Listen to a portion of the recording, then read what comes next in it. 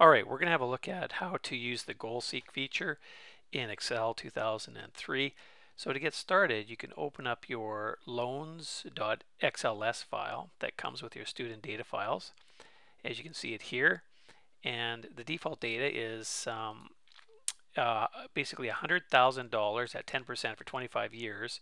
How much monthly would you have to pay that back in 25 years? So what I want to do is work the data backwards and play the what if. I'm going to leave the 25 years and my interest rates, I'm going to change that because I know that's around 3.5%. We'll just say for now. And I'm looking at um, a mortgage of about $200,000.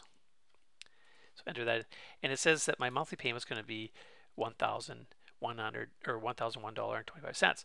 But I could afford a little more than that. But I want to know how much, if if I can afford a payment of $1,500, how much money would that qualify me for in a loan? You could use this feature called Goal Seek, and it's very handy. If you click on Tools, you'll see there's an option here called Goal Seek. And you only have to type in a few pieces of information. It says here, set cell what? Now, because I was already on B8, that's the cell I want. I want to change that cell to $1,500 because that's how much I can afford.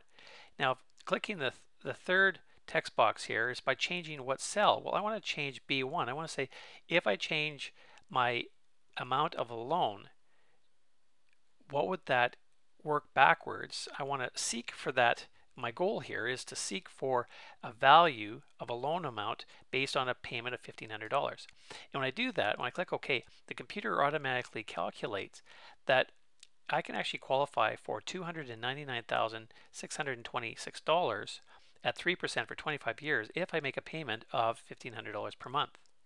So that's really handy tool when you're trying to analyze your data and work backwards.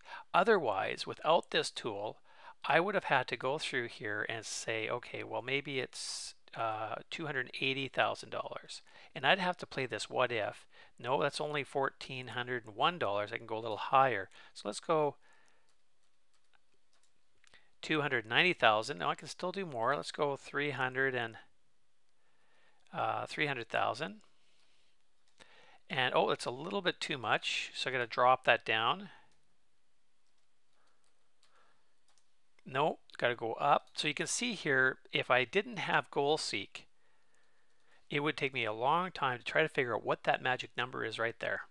So that's a sample of how to use Goal Seek. Thanks for listening.